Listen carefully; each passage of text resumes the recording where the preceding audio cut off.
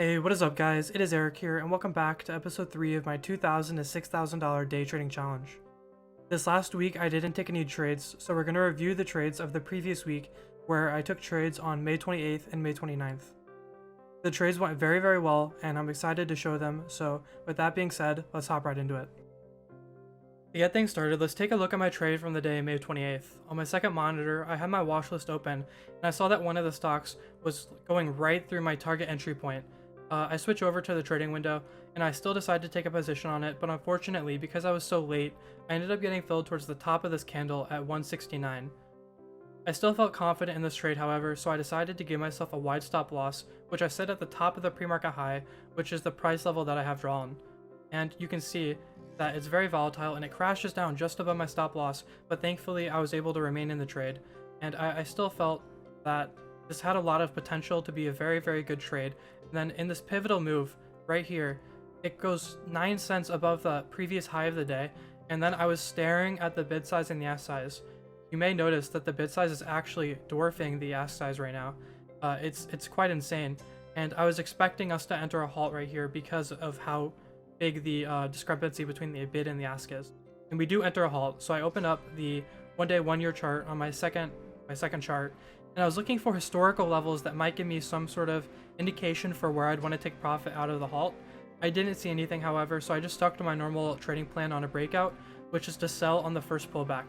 And when the halt was resumed, it gapped up to the $2 mark. It did have a brief pullback, but then, went back up to the $2 level where it kind of formed a doji candle. It wasn't super decisive in either direction, so I was ready to start taking profit and exit this position fully. So I decided to take 700 shares off the table and secure a little bit of profit for myself right here. And I held 300 in case it did have another move, so I could still capitalize on some of it. But when I saw that it has this second pullback right here, I exit the position fully, securing myself $363, which is a very good win for the size of my account. It was almost 10%, and I was very happy with this trade. And over the next 5 minutes, the stock actually did continue to descend below the second price level that I had drawn. So this is my P&L for the day, May 28th. As you can see, you saw the trade on BHAT where I made $363, which is my new biggest win of this challenge. The old previous biggest win of the challenge was actually in my last video where I made $345 profit in a single trade, but this one is just a tiny bit bigger. Granted, the percentage wise in the last video was actually higher. And then I also did take another trade on May 28th on DHC, but it was kind of a dud, so I'm not really going to feature it in this video.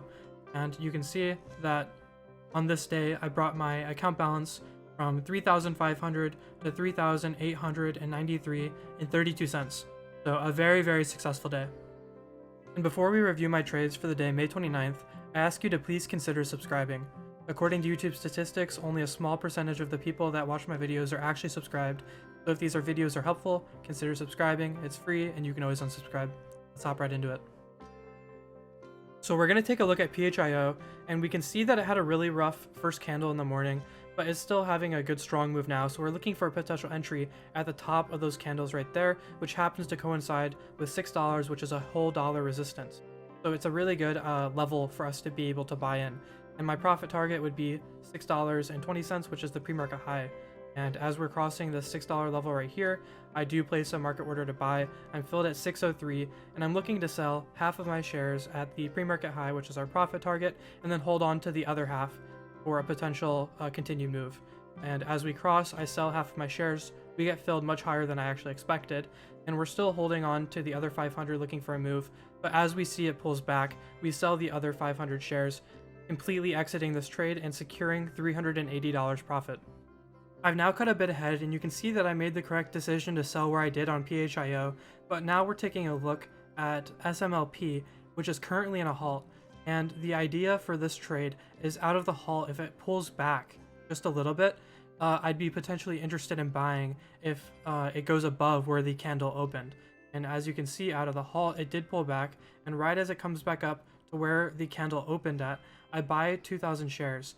And I don't have a profit target in mind, so I do decide to go back and look at the pre-market for potential levels that I could sell at, but generally my rule is just to sell at a sign of weakness or a pullback. You can see I do look And it looks like 170 would be a good profit target, but it's showing weakness right now and that the move isn't very strong. So I decided to sell my 2,000 shares right here, and I make a quick $100 profit for, just a quick scalp.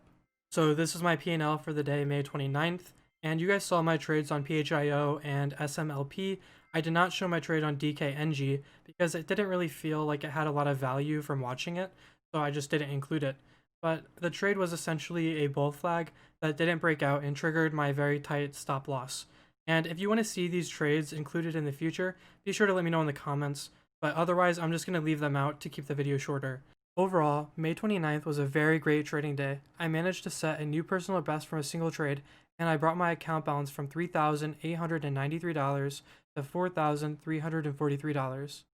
With that being said, this is now the end of the video, but before you go, be sure to hit that like button. It will really help out my channel, and consider subscribing if you have not already. I will see you guys in the next video.